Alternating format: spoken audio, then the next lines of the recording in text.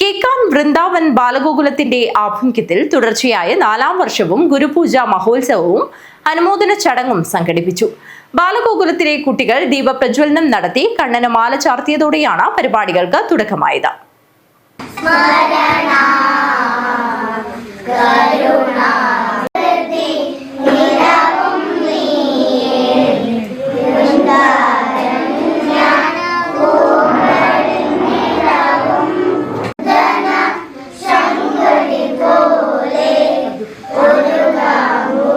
കേക്കാൻ വൃന്ദാവൻ ബാലഗോകുലത്തിന്റെ ആഭിമുഖ്യത്തിൽ തുടർച്ചയായ 4ാം വർഷവും ഗുരുപൂജ മഹോത്സവവും അനുമോദന ചടങ്ങും സംഘടിപ്പിച്ചു.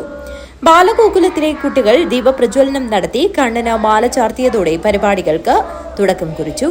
തുടർന്ന് പ്രാർത്ഥനാഗീതവും നാമജപാലനവും നടന്നു. ഗുരുപൂജയുടെ ഭാഗമായി വിരമിച്ച അധ്യാപിക ചന്ദ്രവതി ടീച്ചർക്ക് കുട്ടികളെല്ലാം ചേർന്ന് പാദത്തിൽ പുഷ്പമർപ്പിച്ച് ഗുരുപൂജ നടത്തി. അമ്മമാർ ചേർന്ന് മംഗളാരതിയും സമർപ്പിച്ചു. ജില്ലയിലെ വിവിധ വിദ്യാലയങ്ങളിൽ അധ്യാപനം നടത്തിയ ചന്ദ്രാവതി ടീച്ചർ കുട്ടികൾക്ക് തന്റെ അനുഭവകഥ ಪಂಗುವೆಚ್ಚ സംസാരിക്കുകയും ഗുരു സന്ദേശം പകർന്നു കൊടുക്കുകയും ചെയ്തു. ಪೂಜೆ ಎಂಬ ಪವಿತ್ರವಾದ ಕಾರ್ಯಕ್ರಮಕ್ಕೆ ನನ್ನನ್ನು ಸನ್ಮಾನಿಸಿದ ಕಾರ್ಯಕರ್ತರಿಗೂ ಊರಿನವರಿಗೂ ಮೊದಲಾಗಿ ನಾನು ನನ್ನ ಧನ್ಯವಾದಗಳನ್ನು ಅರ್ಪಿಸುತ್ತೇನೆ. ನನ್ನ ಪ್ರೀತಿಯ ಬಾಲಗೋಕುಲದ ಮಕ್ಕಳು ನನ್ನ ಕಾಲನ್ನು ನೀರಿನಿಂದ ಪ್ರೋಕ್ಷಿಸಿದಾಗ ನನ್ನ ಮನಸ್ಸು ಮುಜುಗರಗೊಂಡಿತು. ಆದರೆ ಏನು ಮಾಡುವುದು,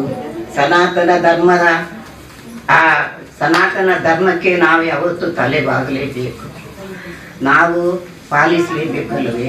ನನ್ನ ಹೃದಯ ತುಂಬ ಅಕ್ಕರೆಯ ಆಶೀರ್ವಾದಗಳನ್ನು ನಾನು ಈ ಗುರುಕುಲದ ಪುಟ್ಟ ಮಕ್ಕಳಿಗೆ ಸಲ್ಲಿಸುತ್ತೇನೆ.